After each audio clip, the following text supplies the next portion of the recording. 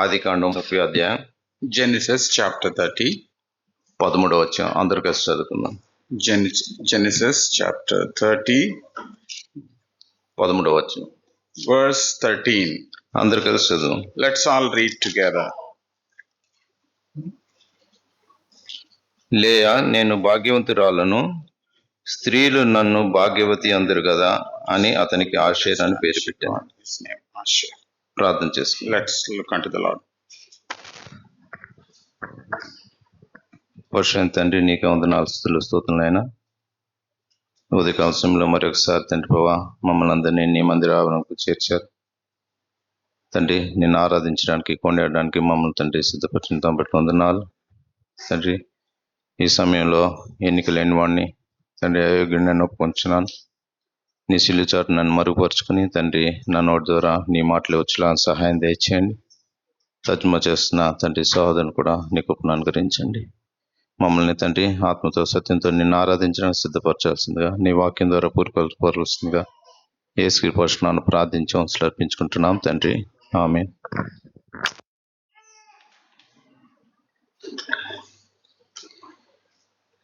యాకోబు భార్య అయిన లేయా నేను భాగ్యవంతురాలను అంటుంది. This Jacob's wife is saying here she is blessed.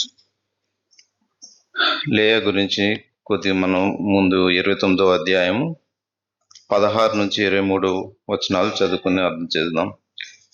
In chapter 29, verses from 16 to 23 వరకు. 23, we could read furthermore about Leah. అందరు కలిసి చదువుదాం. Let's all read together. Laban 2 కుమార్తెలుండిరి. వారిలో పెద్దదాని పేరు లేయా, చిన్నదాని పేరు రాహేలు. లేయా జబ్బు కండ్లు గలది, రాహేలు రూపవతియు సుందరినై ఉండెను. యాకోబు రాహేలును ప్రేమించి, నీ చిన్న కుమార్తె అయిన రాహేలు కోసం నీకు 7 సంవత్సరం కొలువు చేస్తున్నాను. అందుకు లాబాను ఆమెను అతనికి ఇచ్చుట కంటే, అన్యులకు ఇచ్చుట కంటే నీకు ఇచ్చుట మేలు, నా యొద్ద ఉండమని చెప్పగా, యాకోబు రాహేలు కోసం 7 సంవత్సరం కొలువు చేశాను. అయినను అతడు ఆమెను ప్రేమించడం వలన అవి అతనికి కొద్ది దినములుగా తోచాను.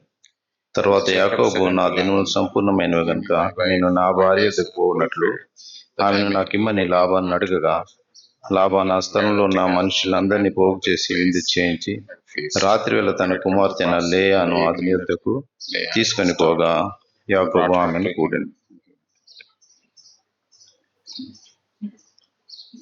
ఇక్కడ మనం చూస్తున్నాం, లాబానుకు 2 కుమార్తెలు ఉండిరి. Here we see that Laban had 2 daughters. పెద్ద ఆమె పేరు లేయా, చిన్న ఆమె పేరు రాహేలు. The elder one, Leah, and the younger is Rachel.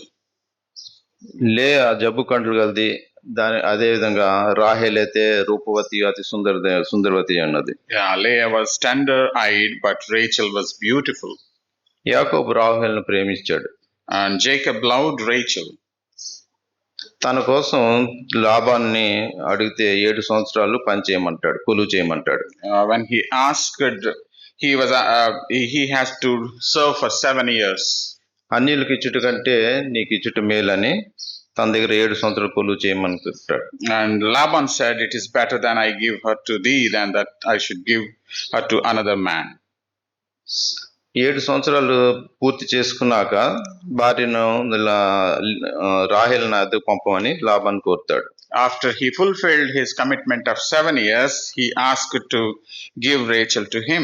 సరే, అనుకున్న విధంగా మరి 7 సంవత్సరాలు కొలువు చేశాడు కదా అని అక్కడ ఉన్న పెద్దలందరినీ, బంధుమిత్రులందరినీ, జనులందరినీ పిలిచి వారికి విందు చేస్తాడు. And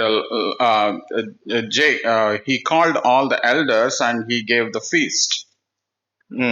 రాత్రి అంటే విందు అయిన తర్వాత రాత్రి లాబాన్ ఏం చేస్తాడు, యాకోబు అయితే రాహేలుని కోరుకున్నాడు కానీ లాబాన్ అయితే కపటంతో లేయాని తన వద్దకు పంపిస్తాడు. Though Jacob loved Rachel, but Laban did not send Rachel, rather he sent Leah. ఈ విధంగా యాకోబు లేయాని పెండ్లాడాడు. In this manner, Jacob got married to this lady. ఇంకో విధంగా చెప్పాలంటే లేయా యాకోబుకి భార్య అయింది. And in one way, Leah has become his wife. 30 అధ్యాయం 13 వచనంలో లేయా నేను భాగ్యవంతురాలను స్త్రీలు నన్ను భాగ్యవతి అందరు కదా. Yeah, if we could read in chapter 30, verse 13, and Leah said, "Happy am I, for the daughters will call me blessed," and she called his name Asher. లేయా ఇక్కడ నేను ఎందుకు భాగ్యవంతురాలను అంటుంది? Why Leah is saying that she is blessed? అదే 29 అధ్యాయం మనం 31 నుంచి 35 చదువుకుంటే In chapter 29, if we read verse 30 to 31, తీసిన వారు ఎవరైనా చదవండి. anybody could read. And he went in also unto Rachel, and he loved also Rachel more than Leah, and served with him yet 7 other years. And when the Lord saw that Leah was hated, he opened her womb, but Rachel was barren. 30 వరకు brother, Okay. 35 వరకు. Okay. And Leah conceived and bare a son, and she called his name Reuben, for she said, "Surely the Lord hath looked upon my affliction. Now therefore my husband will love me." And she conceived again and bare a son, and said, "Because the Lord hath heard that I was hated, he hath therefore given me this son also." And she called his name Simeon. And she conceived again and bare a son, and said, "Now this time will my husband be joined unto me, because I have borne him 3 sons. Therefore was his name called Levi." And she conceived again and bare a son, and she said, "Now will I praise the Lord." Therefore she called his name Judah, and left bearing. దేవుడు లేయకు దయచేసిన గర్భ సంతానాన్ని బట్టి తను భాగ్యవంతురాలుగా దేవుని స్తుతిస్తూ కొనియాడుతుంది. Since God has blessed her womb, and Leah is praising the Lord. లేయా ద్వేషింపబడ్డ యెహోవా చూశాడు. Leah was hated, and God had seen that. లేయా ద్వేషింపబడ్డ దేవుడు విన్నాడు. God had heard the cry of Leah because she was hated. అందుని బట్టి లేయా ఎంతో సంతోషంతో నేను భాగ్యవంతురాలను, నేను భాగ్యవతిని అంటుంది. Therefore, as Lord has heard her prayers, Leah says she is blessed. స్త్రీలు వారు కలిగిన సంతానాన్ని బట్టి వారు ఎంతో ఆనందించేవారుగా ఉంటారు. Women are so happy because of their progeny.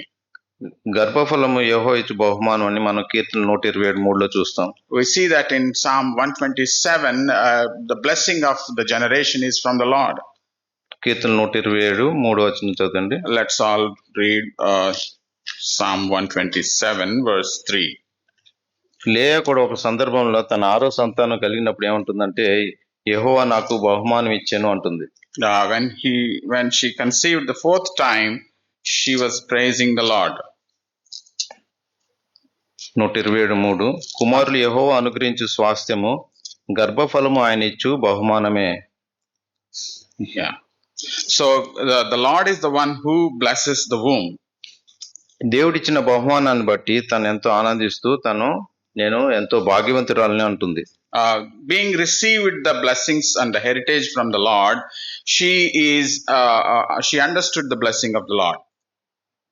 అయితే లేయా అయితే తను కలిగిన సంతానాన్ని బట్టి తను ఎంతో భాగ్యవంతురాలుగా ఉంటుంది. Leah, since she blessed with this heritage, she is happy about it.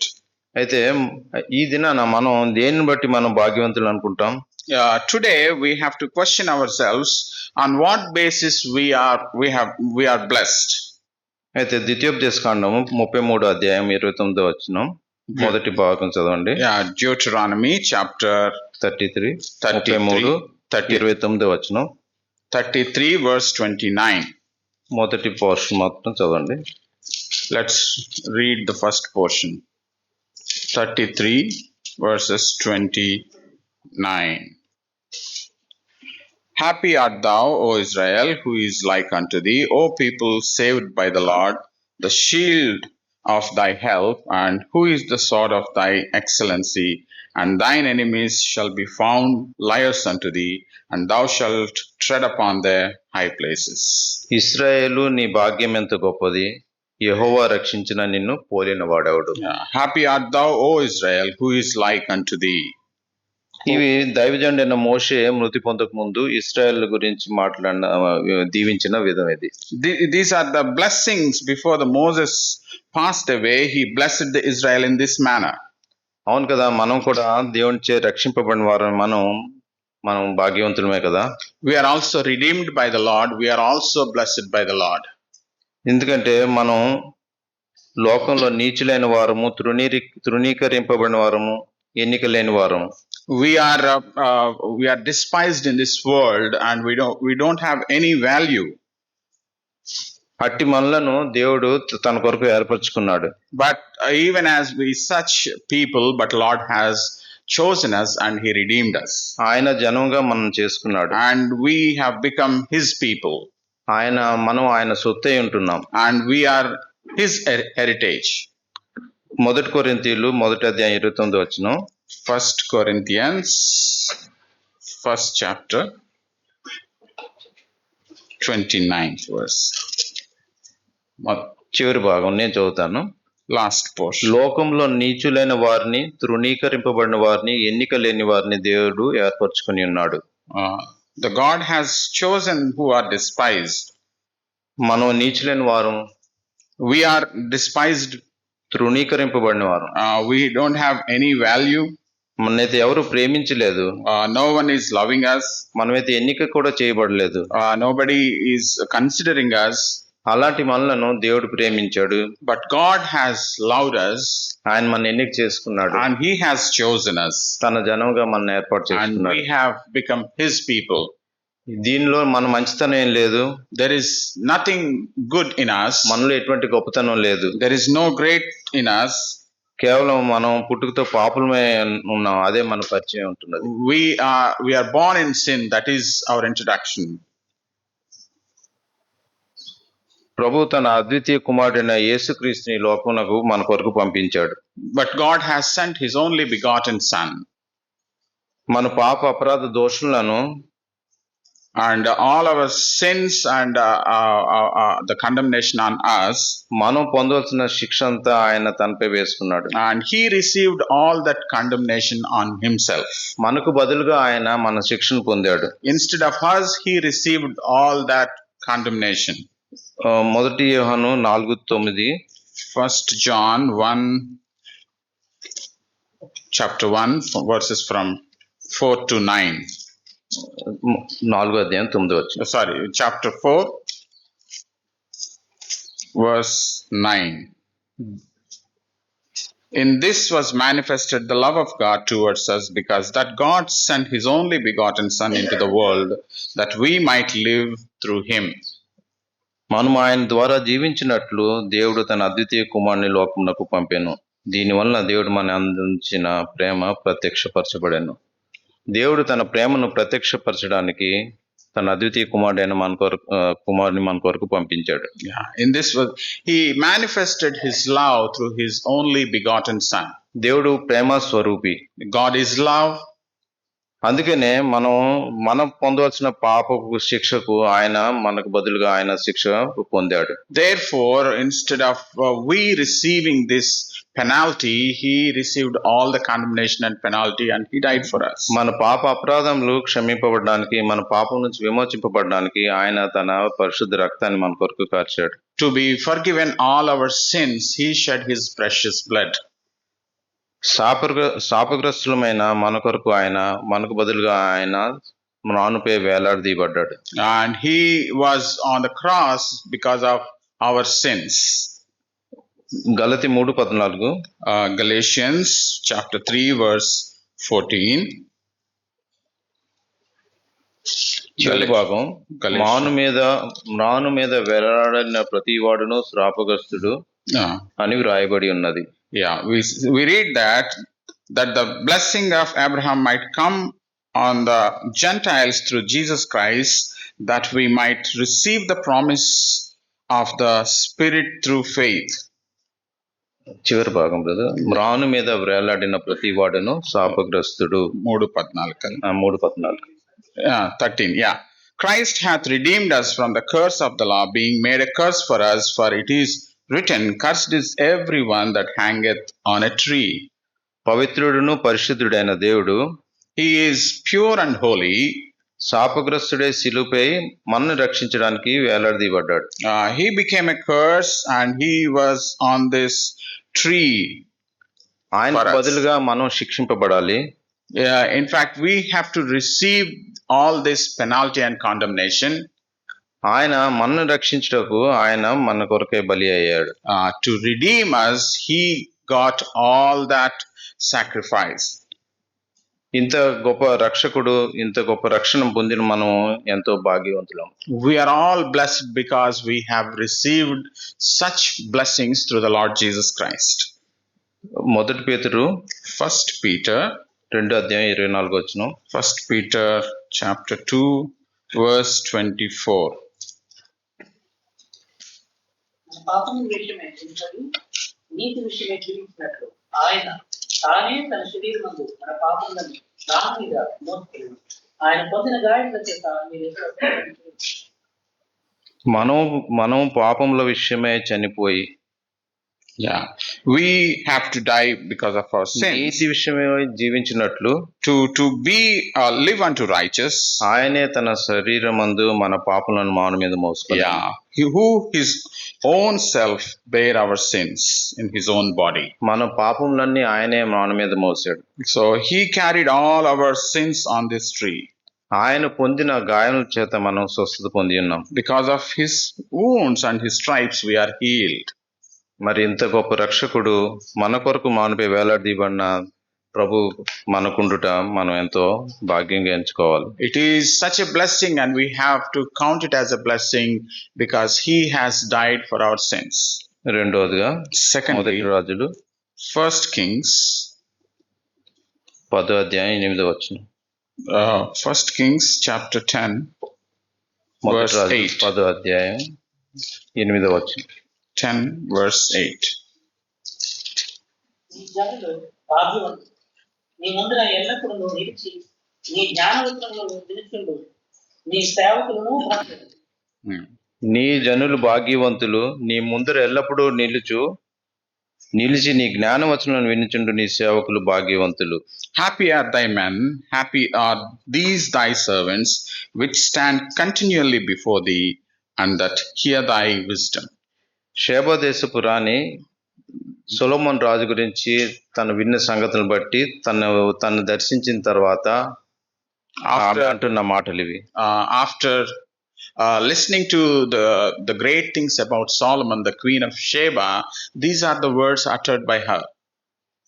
మనందరికీ తెలిసినదే, సొలొమోను రాజు దేవుడు నీకు ఏం కావాలో అడుగు అంటే నాకు జనులు పరిపాలించుటకు జ్ఞానం కావాలని అడుగుతాడు. We all knew how Solomon asked for the wisdom to rule his people. దేవునిచే పొందిన జ్ఞానవచనాలు పలుకుతూ The wisdom that he received, and he is uttering that wisdom through his words.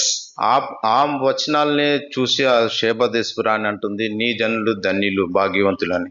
By listening to it and seeing personally, she is uttering these words to King Solomon. నీ ముందర నిలిచి నీవు జ్ఞానవచనం వింటున్న నీ జనులు భాగ్యవంతులు అంటుంది.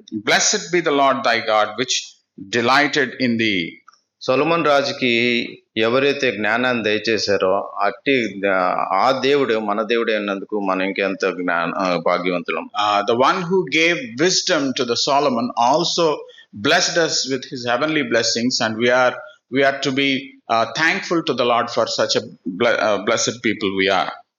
అట్టి దేవుడు మనం కలిగి ఉండి ఆయన మందిరానికి వచ్చి ఆయన మందిరంలో అంటే ఆయన ముందర మనం నిలిచి ఆయన వాక్యం వింటూ ఆయన మాటలైన ఆయన వాక్యం వింటున్న మనం ఎంతో భాగ్యవంతులం. So we are having such a God and we are standing in his presence and we are also blessed because of that. ఎఫెసీ 2:13. Ephesians chapter 2 verse 13. ఎఫెసీ 2:13. Ephesians chapter 2 verse 13.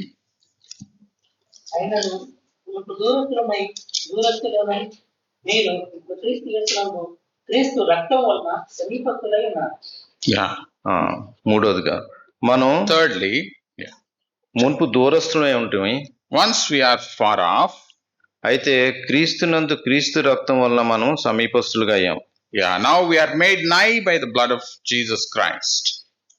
మన పాప స్థితిని బట్టి మనం సమీపింపరాని దూరంగా ఉంటుమే. Because of our sinful condition and situation, we are very far off. మన దేవుడు పరిశుద్ధుడు, పవిత్రుడు. Our Lord is pure and holy. మన స్థితి అయితే మనం చాలా వ్యత్యాసంగా ఉంది, విరుద్ధంగా ఉంది. But we are diametrically opposite to the Lord's nature. ఆయన రక్తం వల్ల మనము విమోచింపబడిన వారే. We are redeemed by His precious blood. దూరస్తులుగా ఉన్న మనం సమీపస్తులుగా అయ్యాం. Once we were far off, but we are nigh unto Him. ఎంతో భాగ్యం, మనకు ఎంతో భాగ్యవంతులం. And we received this blessing through Him. క్లుప్తంగా మనం చూసుకుంటే To see it precisely, యెహోవాచే రక్షింపబడిన మనము ఎంతో భాగ్యవంతులం. we are redeemed by the Lord and we are blessed. మన స్థితి ఎన్నిక లేనిది, తృణీకరింపబడిన వారము, నీచమైన వారము. We are despised and we have no value. That was our condition. మనం పాపము అపరాధముల చేత మనం శిక్షకు పాత్రులము. We are condemned to the death because of our sins. మన పాపములకై మనము శాపగ్రస్తులము. We are cursed because of our sinful condition. మన కొరకు యేసుక్రీస్తు ప్రభువారు శిలువపై శిక్షను పొందారు. But because of our sins, He bore all that condemnation. మన పాపం నుంచి విమోచించడానికి, మనం పాపం నుంచి రక్షించడానికి, to redeem us from our sins and to redeem us through His precious blood. మనలను పవిత్రులుగా చేశారు. And he purified us. మనం ఆయన ముందర నిలవలేని వారుగా ఉంటూ, మనం ఆయన సమీపింపలేని వారుగా ఉన్న మనలను ఆయన దరికి చేర్చుకున్నాడు. We have no status to stand before Him, but He brought nigh unto Him because of His redemption. మన ఒకప్పుడు అపరాధ భావంతో ఉన్నవారము, ఇప్పుడు క్షమింపబడిన వారము. Once we were with the guilt, we were guilty, but we are now forgiven. ఎంతో దూరస్తులుగా ఉంటూ ఆయన సమీపస్తులై ఉన్నాం. Once we were very far off, but now we were close to the Lord. ఈ మాటలతో మనం దేవుణ్ణి ఆరాధిద్దాం. May Lord bless this word and let's worship.